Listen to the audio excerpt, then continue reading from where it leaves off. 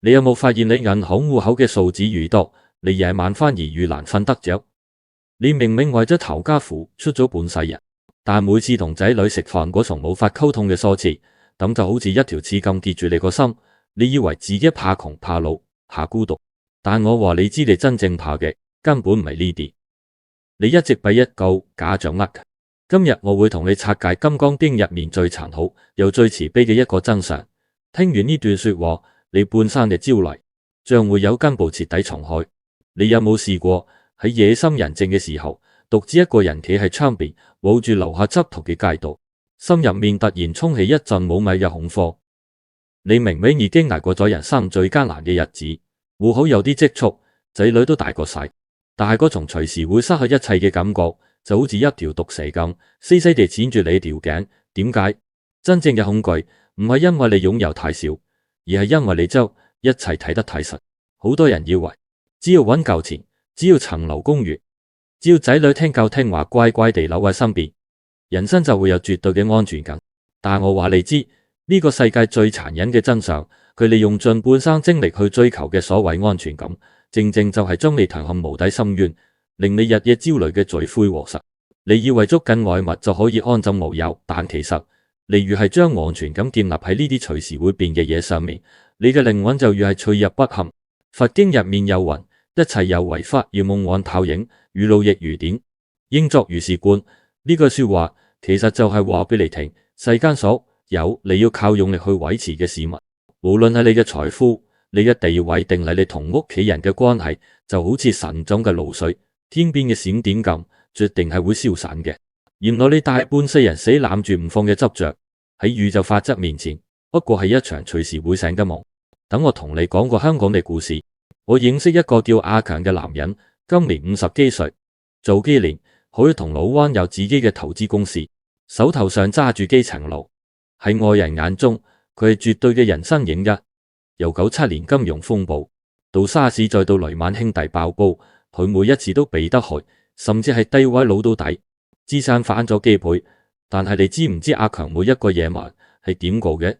上個月一個凌晨3點，我係跑馬地一間24小時茶餐廳見到佢，佢對眼布滿紅筋，面前杯日軟腰已經彈動咗，表面跌咗一層薄薄嘅奶皮。佢一隻手係咁撳住部手機，不斷刷新美股嘅盤後數據，另一隻手就不停咁搓住自己嘅眉心。佢同我講，我好驚。我問佢驚乜？佢話個仔剛剛搞緊移民去加拿大，層大屋得翻佢同老婆2個。佢驚聽朝一覺醒來，個市會大跌，身家縮水。佢驚身邊嘅後生仔抬腿頭，佢更加驚自己慢慢變老，個路轉得唔夠快，終有一日會守唔住呢幾10年打拼翻嚟嘅江山。佢甚至連對住老婆都充滿防備，驚一旦有咩事，身邊連一個真心對佢嘅人都冇。阿強擁有上人幾輩子都揾唔到嘅財富，但佢活得好似一隻受驚嘅雀仔。每一次經濟周期嘅波動，每一次仔女越洋打嚟嘅電話語氣冷淡少少，甚至係自己身體一次微細嘅唔舒服，都會令佢成晚咁失眠。佢用金錢同控制欲係自己就萎縮起咗一道好高好厚嘅牆，以為可以擋住外面嘅風雨，但結果呢，嗰道牆反而變成咗一座囚禁佢靈魂嘅監獄。佢唔係喺度享受財富，佢係喺度做財富嘅奴隸。呢種感覺就好似你喺金鐘站放工罰無時間等上地鐵，你明明已經用盡全力逼咗入車上，仲打到個靚位企，但你對手依然死死地捉住條扶手，手指關節都白晒。你對眼充滿敵意咁望住每一個行埋你嘅人，驚人哋撞到你，驚人哋搶走你嘅空間。你以為捉得越狠就越安全，但其實省城遮你肌肉緊，崩到隨時會斷力，你根本冇1秒鐘係放鬆過嘅。點解會咁？等我同你拆解下背後嘅因果機制。當你將我嘅價值綁定喺外在嘅物上面，你就啟動咗一個必然走向痛苦嘅業力程式。過度找取產生恐懼與防備嘅能量糾纏，最後承受隨時失去嘅精神折磨。你每多一分執着，宇宙就會俾多一分恐懼去平衡你。你唔係被外界剝極緊，你係被自己過度用力嘅入力範齊緊。你以為自己係經失係擁有嘅嘢，其實你係經面對嗰個失去咗外在標籤之後一無所有嘅自己。而家我想問你一個問題，唔使答我，答自己就好。你心底入面最驚失去嘅係咩？係戶口嘅數字，係伴侶嘅愛，定係仔女嘅依賴？如果你嘅試過呢種患得患失、半夜驚醒嘅感覺，請你留言區話我知，留低一個心碎嘅emoji或者分享你嘅經歷，我會睇每一個留言。呢唔單止係一份共鳴感覺，係你勇敢直面恐懼嘅第一步。但如果我話你知，你依家死攬住佛最驚失去嘅嘢，其實喺宇宙因果嘅長河入面，一早就已經失去咗，你會點領？你依家緊緊揸住嘅，可能只係一個幻影。你有冇諗過，當你失去一切嗰一刻，其實唔係災難嘅開始，而係一場盛大嘅死爭。好多人以為一個人擁有得多，佢就越強大，安全感就越高。但我話你知，真相啱啱相反。你身上過得越多嘢，你嘅真面目就越模糊，你內心深處嗰種恐懼就越深。今日我帶你翻開一本宇宙嘅當帳本，睇下3000幾年前一場燒毀一切嘅大火，點樣燒出一個殘酷到極點，但又可以係瞬間清醒嘅真相。你驚失去財富同親情，唔係因為佢哋重要，而係因為你將佢哋當成咗你自己嘅一部分。好多人以為我愛我嘅伴侶，我緊張我嘅仔女，我珍惜我辛辛苦苦揾翻嚟嘅錢同付身嘅，呢啲係天經地義嘅責任感。香港人最中意講搏殺顧家，覺得將成頭加咩喺自己膊頭上面，先至算係一個負責任嘅人。但我想狠狠咁戳破呢個假象，你所謂嘅責任感，好多時只不過係一重極度自私嘅自我延伸。你試下苦心姊妹另外嘅，真係你個仔，你啲錢本身咩？定係你其實係愛嗰個作為好爸爸或者好媽媽，作為成功人士嘅你自己。當你個仔唔聽你話，當你唔好啲錢縮水，你之所以會發脾氣，會痛苦到瞓唔着，唔係因為佢哋變咗，而係因為你個自我被硬生生撕裂咗一忽。你將外界嘅嘢再營造自己嘅靈魂，所以當外物撕開，你會覺得自己好似被人斬斷咗手腳咁痛。呢種痛係因為你根本分唔清邊啲係你，邊啲只係你擁有嘅嘢。佛經入面有凡所有相，皆是虛妄。若見諸相非相，即見如來。呢句話係佛陀攞俾世人最清醒嘅一盆冷水，即係話所有你對眼睇得到、雙手摸得住、你以為實實在在嘅外在現象，全部都係假嘅、暫時嘅幻影。如果你能夠睇穿呢啲現象背後嘅空虛，唔再被佢哋呃到，你先至真正明白宇宙嘅真理。原來你一直死死捉住唔放嘅我嘅身價、我嘅仔女、我嘅面子，全部都係自己喺因果遊戲入面幻想出嚟嘅虛假幻影。我帶你翻去3000幾年前嘅古印度，喺舍衛城入面有一個叫須帝都嘅頂級富商，佢擁有全城最豪華嘅莊園倉庫，入面堆滿咗數之不盡嘅黃金、瑪瑙同香料，身邊有溫順嘅妻子同埋幾個聰明伶俐嘅仔女。須帝都每日行出街，所有人都對佢恭恭敬敬，佢覺得自己就係世界嘅中心。佢甚至將每一枚金幣、每一幅絲綢都刻上咗自己嘅家族徽章。佢嘅財富同家族就係佢生命嘅全部，係佢定義我係邊個嘅唯一標準。直到有一日，一場突如其來嘅無情大火喺深夜吞噬咗佢嘅莊園，火勢猛烈到連最近嘅河水都救唔熄。須帝都喺睡夢中驚醒，連衫都着唔切就逃出火海。佢眼光白睇住自己畢生手刮翻嚟嘅財富化為灰燼，更慘嘅係佢嘅妻人因為走避不及，全部葬身火海。一夜之間，須帝都由一個受萬人敬仰嘅富商，變成一個全身焦黑、一無所有嘅乞丐。佢跪喺廢墟前面，雙手瘋狂撳喺仲係熱辣辣嘅灰燼入面挖，10隻手指流晒血，起晒水泡都唔肯停。佢大叫：呢啲係我嘅金幣，我嘅老婆，我嘅仔。佢覺得自己已經死咗一半，因為佢用半生心嘅建立嘅那個須帝多老爺，已經隨住大火灰飛煙滅。佢連自己係邊個都唔知，直到佛陀帶住弟子化緣，經過呢片廢墟，佛陀冇用任何溫柔嘅說話去安慰佢，只係平靜咁問咗一句：居士，你喺灰燼入面揾緊嘅係失去嘅金幣，定係迷失咗佢哋自己嗰一係？須帝多突然散個人癱軟，喺地眼淚決堤咁衝出嚟。佢終於意識到，大火燒毀嘅只係木頭同黃金，帶走嘅只係肉身，真正令佢重不欲生嘅係佢將自己嘅靈魂全部寄託咗喺嗰啲會散滅嘅事物上面。佢執着嘅根本唔係啲錢，而係嗰個由錢堆砌出嚟嘅自我。呢個感覺就好似你喺中環或者觀塘做咗20年高層手下，管住幾十人，個個行過都對你點頭哈腰，叫你一聲陳生或者張台，你覺得自己好有價值。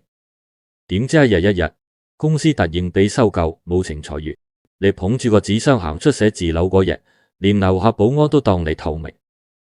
你返到屋企望住鏡入面嗰個無咗啟片光環嘅自己，突然間覺得好陌生、好恐慌，甚至連點樣同屋企人相處都唔識，因為你一早就將公司高層呢個虛假嘅身份當成咗真正嘅自己。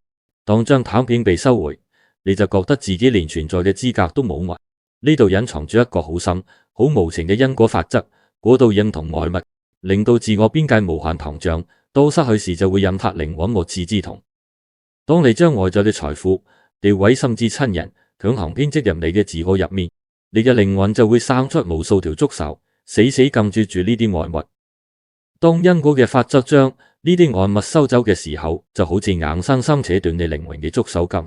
你係喺度親手為自己埋下日後備冇奪時嘅劇痛。你以為你失去嘅係世界，其實你只係失去咗一個一直欺騙緊你嘅幻象。唔係外物背叛咗你，而係你嘅執着反噬緊你自己。如果你睇到呢度，而家心入面有一啲感觸，回想起自己曾經因為失去某個身份而崩潰嘅時刻，請你喺留言區留低一個 OK， 每一個 OK 都係一份對自己嘅承諾，代表你願意重新認清乜嘢先係真正嘅自己，唔再被外物綁埋。但係呢種將外物當成自己嘅執着，係咪一場大火就可以燒得短？絕對唔係。呢個天竺富商嘅絕望同恐懼，並冇隨住大火熄滅。千百年後，佢化成咗另一重形式嘅業力。我親眼睇住呢股無形嘅業力，狠狠咁折磨緊宋朝嘅另一個人，而佢所經歷嘅嗰種痛，可能正正係你今日喺屋企面對緊嘅。你有冇發現呢個世界上最可悲嘅現象，往往發生喺最親密嘅個係入面？你試過無論你點努力，將個心挖出嚟俾佢，你嘅屋企人、你嘅仔女，都硬係覺得你唔夠好咩？你付出得越多，佢哋走得越遠，你越想捉緊，佢哋望住你嘅眼神就越似望住一個仇人。點解你犧牲咗自己嘅清純同自由，換翻嚟嘅唔係感恩，而係避之則吉？宇宙嘅法則是，你已經失去一樣嘢，嗰樣嘢就越會用最殘忍嘅方式刺害你。好多人以為外在毫無保留嘅付出，就係幫仔女鋪好晒路，驚佢哋行差踏錯，驚佢哋受苦，你覺得自己好偉大，為咗唐家連命都可以唔要。但我話你知，呢種你自以為是嘅偉大付出，其實係一種極度自私嘅詛咒。你唔係喺度愛佢哋，你係用愛嘅名義吸乾緊佢哋嘅靈魂。呢種帶住強烈恐懼同控制欲嘅愛，一定會揾嚟最決絕嘅背叛同逃撤。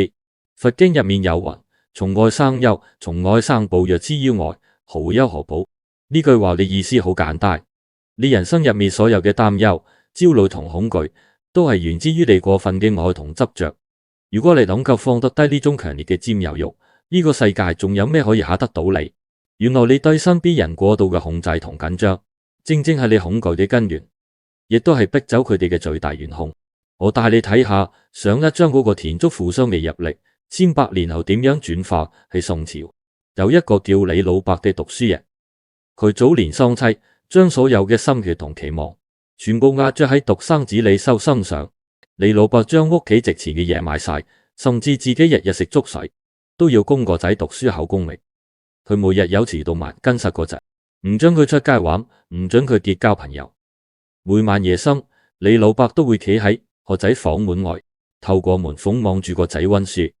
只要個仔稍微停落嚟，佢就會推門入去，喊住咁講：阿爸做咁多都係為咗你，我得翻你一個咋，你唔好令我失望咪。李修喺呢種沉重到唞唔到氣嘅愛入面長大，佢覺得自己唔係一個人，而係阿爸用嚟彌補遺憾嘅一件工具。終於喺上京赴口嘅前一晚，李修崩潰咗，佢半夜執包袱逃走，淨係留低一封信：阿爸，你嘅愛係一個監牢，我寧願做一個乞兒，都唔想再做你個仔。李老伯睇完封信，當場流血，對眼因為日夜流眼淚而盲咗。佢用盡一生去防備失去，結果親手將自己最驚發生嘅事變成咗現實。佢唔明白嗰場燒毀田竺富商嘅大火，而家變成咗佢內心嘅控制欲，燒毀咗個仔嘅人生。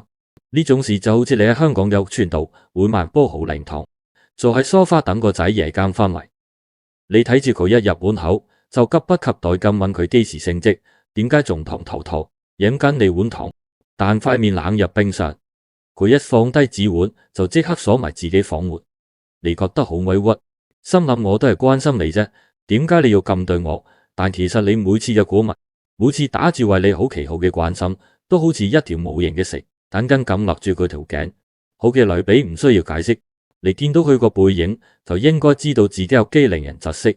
等我同你拆解呢個殘酷嘅因果機制過度干預嘅愛。我哋他人自有有之，最終遭受被徹底拋棄嘅反噬。宇宙係絕對公平嘅，每個人都有自己嘅因果同軌跡。當你冇圖用自己嘅意志去強行覆蓋另一個人嘅生命，你其實係喺度干涉宇宙嘅運作。你以為你付出咗愛，但喺業力嘅賬本度，你係剝奪咗佢嘅自由。所以嗰步就係佢必須用最極端嘅方式去陶瓷你，去恢復生命嘅平衡。你以為死死捉緊係為佢好，其實你只係為咗安撫你自己內心嘅恐懼。唔係你個仔反叛，而係你個愛重蹈，冇人承擔得起。而家請喺留言區留低4個字：放下執着。你唔單止係對你自己嘅一份接納，更加係一份俾宇宙嘅信號。當你打低呢4個字，你就會喺同因果法則接軌。你係話俾自己聽，亦都話俾你愛嘅人聽，我願意俾空間你去呼吸，放過佢，同時都係放過你自己。但如果我話你知，呢種令人窒息嘅輪迴，去到現代香港已經演變成另一場更殘酷嘅生死局。當面對真正嘅生離死別，你平時引以為傲嘅執着，又會點樣反咬你一口？你會點諗？你有冇試過明明自己一個人喺屋企，四周圍靜到連雪舉目，打聲都聽得一清二楚，但你心底嗰陣寒意，就好似得返你一個人被遺棄喺荒島咁。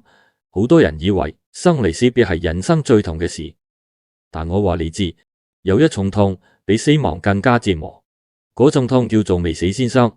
你明明仲生勾勾企喺度，但你嘅心已經俾你無處安放嘅恐懼同控制欲凌遲處死咗無數次。今日我同你揭開一場喺深宵病房入面嘅生死局，睇下你嘅執着到底點樣將你逼埋牆角。所有你以為要為佢好，其實都只係為咗安撫你自己內心嘅恐懼。好多人以為做父母嘅日夜牽掛仔女，提心吊膽，係一重母愛父愛嘅偉大表現。你覺得自己好委屈，點解自己犧牲咁多？仔女大個咗去咗外國就唔理你。但我今日要狠狠咁打破你呢個幻想，你嗰重所謂你牽掛根本唔係愛，你只係將自己下半生嘅存在價值寄心咗喺仔女身上。當仔女痴害，你失去嘅唔係佢哋，而係你自以為是嘅人生嘅意義。呢種帶住強烈控制欲嘅牽掛，只會令你變成一個索取情緒價值嘅黑洞，將身邊嘅人越退越遠。佛經入面有云：凡所有相，皆是虛妄。呢句話就係佛陀兜瓜星醒嚟嘅一滴，即係話所有你眼見嘅關係，你以為牢不可破嘅親情基本，你以為實實在在嘅擁有，其實全部都係因緣和合嘅短暫幻象。你一直用嚟綁住自己同屋企人嗰條無影嘅鐵鏈，從來都唔存在。一切都係你內心恐懼投射出嚟嘅幻覺。我帶你入去現代香港，睇下嗰條跨越千年，由古印度燒到宋朝嘅業力，點樣係今時今日嘅香港沙漠。我識一個叫芬姐嘅女人，50幾歲，係屯門藝院做咗差唔多30年夜間護士。屯門藝院嘅深宵病房，冷氣凍到入骨，四周圍只聽到心跳、儀器滴滴滴嘅聲，同埋老人科病房嗰重無奈嘅嘆息。芬姐見咗無數生死，但佢自己偏偏過唔過心中嗰條刺。芬姐個女2年前移民去咗英國，自從個女走咗之後，芬姐嘅生活就完全停擺。佢每日朝早放工，返到天水圍嘅居屋，第一件事就係摸住手機。佢會不停發信息俾個女，問體重有冇着多件衫，問點解尋晚冇腹肌，和嚟嘅往往只係幾個鐘後2個冰冷嘅藍剔，或者一句疊簡短嘅忙緊。每一次見到呢啲回覆，芬姐個心就好似俾人死死捏住咁痛。喺病房見到啲孤苦伶仃嘅阿婆就會諗：我第時老咗係咪都係咁孤獨？我付出咗神世，點解佢可以咁狠心抵我？有幾晚，芬姐喺危院廁所度偷偷地喊，嗰重痛同3000年前古印度嗰個失去妻人嘅富商，同宋朝嗰個逼走個仔嘅老伯係一模一樣嘅。直到有一晚，芬姐負責照顧一個癌症末期嘅阿伯，阿伯臨走前，佢啲仔女全部趕到，喺床邊喊到呼天搶地，大姐甚至扯住醫生件袍話用咩藥都要救。阿伯雖然戴住氧氣罩，但佢對眼充滿咗極大嘅痛苦同哀求。佢唔係唔捨得死，佢係被屋企人嗰重死都唔肯放手嘅愛拉扯得無法平靜短氣。芬姐企喺床尾，突然之間好似俾雷劈中咁。佢望住家屬嗰重近乎瘋狂嘅執着，再諗翻自己對英國個女嘅死纏爛打，佢終於明白，家屬要救阿伯，唔係為阿伯好，定為咗佢哋自己唔知承受失去嘅罪惡感同痛苦。佢日日煩住個女，唔係擔心個女，係佢自己驚孤獨驚無用。嗰日，芬姐突然明悟咗，佢行出病房，放低手機，刪除咗岩德好嗰句點解仲未打俾我，然後深深吸咗一啖冷氣。佢知道，如果佢唔斬斷呢種執着佢嘅下半生，就會好似病床上個阿伯咁，被無盡嘅拉扯折磨到死。呢種性命就好似你口入面有一指着到見神經嘅爛牙，你好驚去睇咬牙，好驚剝嗱嗰一刻會痛，所以你日日忍日日痛。你以為扭住支牙你就係完整嘅，直到有一日你痛到頂唔順，狠下心腸一嘢掹咗佢，摸嗰一下確實飆晒眼水。但係第二日你突然發現嗰種持續咗激烈，令你食不知味嘅陰沉痛楚徹底消失咗，你終於可以好好瞓一覺。等我同你拆解呢場生死個背後嘅因果機制，恐懼驅動嘅環流造成能量嘅極度內耗，最後陷入無休止嘅精神凌遲。當你因為驚失去而性命捉實外物，你嘅生命能量就會全部鎖死你嗰個恐懼嘅黑洞入面。宇宙嘅法則就係咁無情，你越用力拉扯一個唔屬於你嘅幻象，你就越會被呢個幻象拖入地獄。你嘅痛苦根本唔係源於失去，而係源於你不自量力咁講佢因果無常。你以為放手係認輸，其實死攬住唔放先至係萬劫不復，唔係為咗成全佢，係為咗救翻你自己。知道咗呢個真相，但點解你每次遇到事仲係會心慌會驚？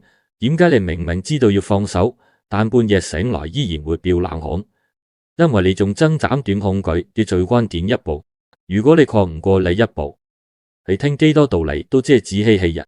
你有冇發現，當你失去一切之後，最令你崩潰嘅往往唔係失去嗰件事本身，而係你個腦入面不斷重播嘅如果當初點點就好了。你以為你被殘酷嘅現實打敗，但我話你知，你其實係被自己大腦製造出嚟嘅幻象心吞活活等。你驚嘅從來唔係未來，而係一個你幻想出嚟嘅地獄。今日等我為你揭開金剛經最底層嘅秘密，睇下你一直以嚟嘅恐懼到底係幾咁荒謬，睇穿一切都係假象，唔係叫你放棄生活，而係叫你唔好再俾生活綁架。好多人以為學佛睇破紅塵就係要四大皆空，乜都唔理，做個無欲無求嘅廢人。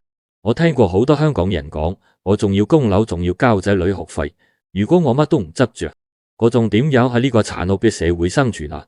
你覺得如果放低執着就等於任人宰割？但我今日要狠狠咁打醒你，放下執着從來唔等於放棄努力。你之所以覺得痛苦到唞唔到氣，係因為你將擁有一樣嘢同被一樣嘢控制畫上咗等號。你以為自己係個主人，其實你一早就淪為咗奴隸。佛經入面有云：凡所有相，屆時去忘。若見諸相非常，即見如來。呢句話最深層嘅意思係，所有你對眼見到嘅順境逆境、得到同失去，全部都係暫時嘅現象。如果你能夠睇透呢啲現象背後嘅本質，都係紅咗係死捉住五貨，你先至能夠見到真正嘅智慧，得到真正嘅平靜。原來你一直經被奪走嘅隱神，只係一場沉浸式嘅虛擬遊戲，而你入戲太深，忘記咗自己玩家嘅身份。我哋唔講古代，我哋就講今日嘅香港。你試下想象，你去旺角百老匯戲院睇一場驚慄電影，銀幕上面嘅殺人狂流住把大雨滴都劈埋佢，你會心跳加速，你會尖叫，你會出晒冷汗。點解？因為嗰一刻你將銀幕上嘅光影當成咗真實嘅世界，你覺得自己就快死。但係當戲院啲燈一着，你除低心同警啦，你唔會報警，你唔會攬住張凳行，因為你清晰知道頭先嗰2個鐘只不過係傷，只不過係光影嘅投射。金剛經想講嘅底牌就係呢個道理。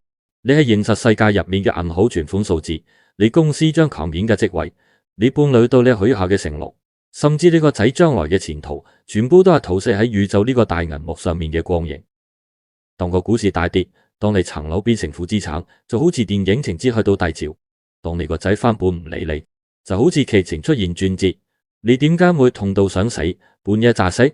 因為你將彈幕上面嘅光影當成咗你自己嘅實，你被呢場戲綁架咗。我唔係叫你以後唔好睇戲，唔係叫你唔好賺錢，唔好愛屋企人，呢入到戲院一樣可以笑，一樣可以喊。你喺現實中一樣可以爭取更高嘅職位，可以去為堂家拼搏，但你心底入面必須要有一絲清醒。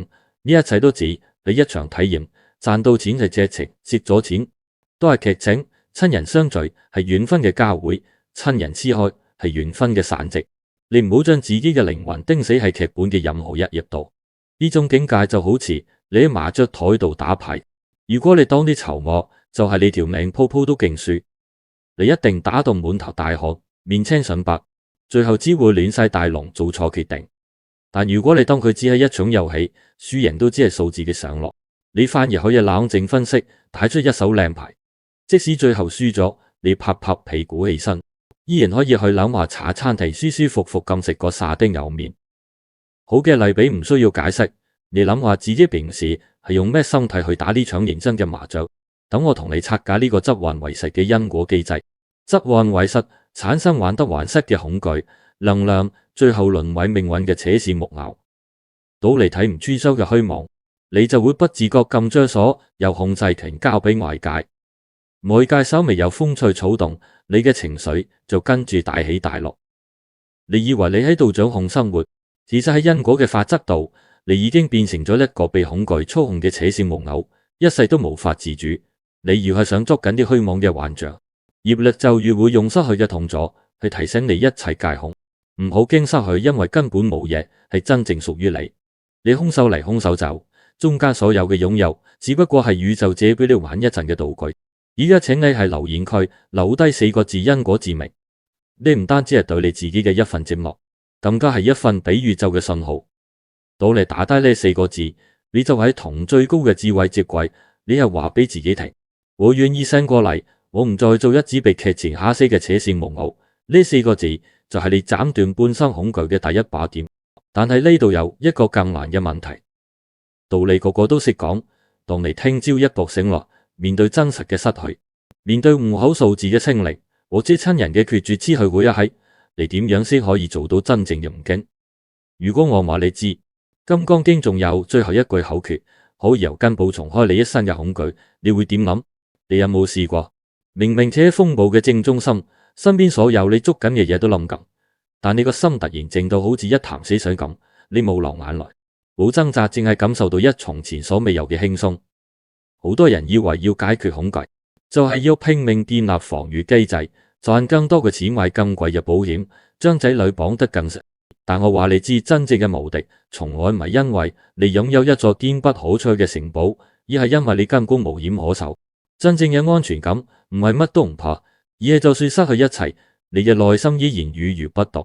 好多人以為人生就係一場不斷加碼嘅遊戲，贏家就係攞走最多籌碼嗰個。你覺得只要將所有變數都控制喺自己手入面，你就可以安枕無憂。但我今日要徹底打破你呢個執念。你要係想控制，你就越脆弱，因為世界上冇任何一樣嘢係靜止唔變嘅。你將安全感建立喺會變嘅事物上面，就好似喺浮沙上面起樓，跌落嚟只係遲早嘅事。真正嘅強大唔係要確保一切都唔會失去，而係要訓練自己係失去發生嗰一刻，依然可以平靜咁呼吸。佛經入面有話：鸚鵡鎖住以生其心，呢個係金剛經入面最核心、最玄妙嘅一句話，又係六祖慧能道年一聽就看嘅終極密碼。佢嘅意思係你嘅心唔應該止，即係停留執着，依附喺任何事物上面，無論係財富、感情定係生死之有道，你唔再被任何嘢綁死，你真正清明嘅本身先至會顯現出嚟。你一生嘅恐懼都係因為你將個心住錯咗地方。當你學識無住，恐懼就連生根嘅土壤都冇埋。我帶你睇翻我哋之前講過嗰3個跨越千年嘅靈魂。3000幾年前，古印度富商衰底多，喺廢墟入面挖到十指流血。如果佢一係佢懂得英雄所住，佢就會明白大火燒走嘅只係相，佢嘅本源從來無增無減。佢可以拍拍身上嘅灰塵，平靜咁轉身，重新開始，而唔係將靈魂同啲黃金一齊配作。1000年前，宋朝嘅李老伯如果懂得英雄所住，佢就會知道個仔嘅生命係屬於個仔自己嘅，唔係佢用嚟填補遺憾嘅公鬼，係會喺個仔上京嗰日微笑住送佢出門，然後翻去安心飲自己個杯茶，而唔係將話變成逼死人嘅監獄。而家就喺香港屯門藝苑嗰個夜間護士芬姐終於早到咗，可埋佢刪除咗準備發俾個女嗰句充滿情緒勒索嘅短信。佢肯到藝苑走廊嘅盡頭，望住窗外天水圍一排排正直嘅屋邨，佢個心突然之間重晒。佢依然愛佢個女，但佢唔再要求個女用陪伴嚟回報佢。佢接受咗個女有自己嘅人生，亦接受咗自己將來可能會孤獨終老嘅事實。當佢連孤獨呢個恐懼，佢突然覺得好自由。呢種自由就叫做無助。呢種境界就好似香港打10號風球，出面橫風橫雨，啲樹被連根拔起，連街邊啲垃圾桶都吹到周圍飛。如果你係一棵死硬嘅大樹，你死命對抗啲風，你最後一定會斷。但如果你係一陣風，或者你係一片虛空，個10號風球就算再勁，又可以吹斷啲乜嘢？當你嘅心冇任何執着點外界嘅無常，就只係穿堂風，吹過就算，根本傷害唔到你半分。等我同你拆解呢個斬斷恐懼嘅終極因果機制，無住散心，截斷業力糾纏，最後獲得絕對嘅自由。當你唔再將自我嘅價值依附喺任何外物身上，你就等於係入力嘅網絡度剪斷咗所有牽扯住你嘅事。你唔再去索取，宇宙就冇辦法再剝奪你。你嘅心靈變成咗一個無限大嘅空間，任何嘢都可以嚟，任何嘢都可以走，而你永遠都係完整嘅。你以為放低係乜都冇晒，其實當你連擁有呢個念頭都放低嗰陣，散個宇宙都係你嘅。呢個問題冇標準答案，答案一早已經喺你自己心入面。下次當你半夜醒來，個心又開始放嗰陣，唔好驚，試下行埋窗邊，望下街燈下面嗰條吉空嘅馬路，一切都會過去，一切都留唔住，深呼吸，放過你自己。